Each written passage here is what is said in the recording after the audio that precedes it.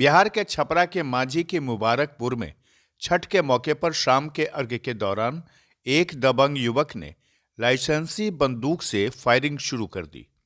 युवक की फायरिंग के दौरान गोली दो युवकों को लग गई। गोली लगते ही छठ घाट पर भगदड़ हो गई।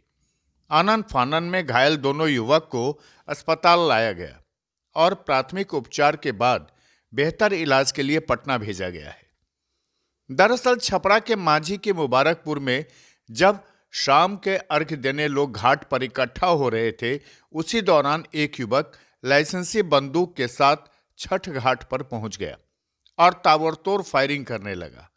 इसी फायरिंग के दौरान एक गोली मिसफायर हो गई, जो घाट पर छठ पूजा मनाने आए दो युवकों को जा लगी।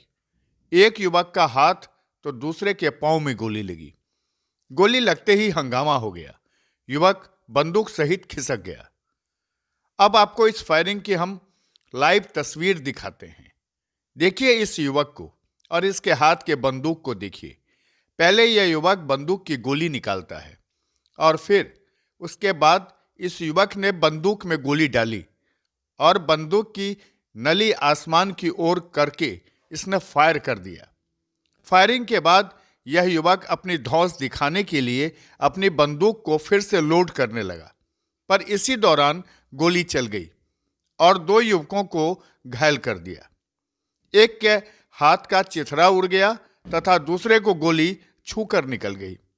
गोली लगने के बाद तत्काल छपरा सदर अस्पताल लाए गए दोनों युवकों को प्राथमिक उपचार के बाद पटना रेफर कर दिया गया है।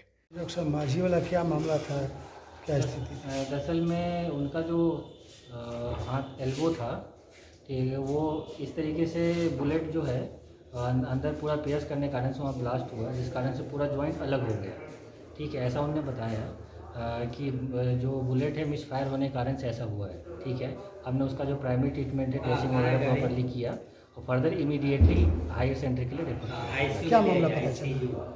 असल में आपस में ये लोग अपना सेलिब्रेट कर रहे थे, जो भी वो फेस्टिवल के लिए घाट पे थे, और इसी में आप गन उनने अपना बुलेट चलाया, हवाई फायरिंग किया और इसमें मिस फायर हुआ। छपरा से विपिन बिहारी प्रसाद की ये खास रिपोर्ट।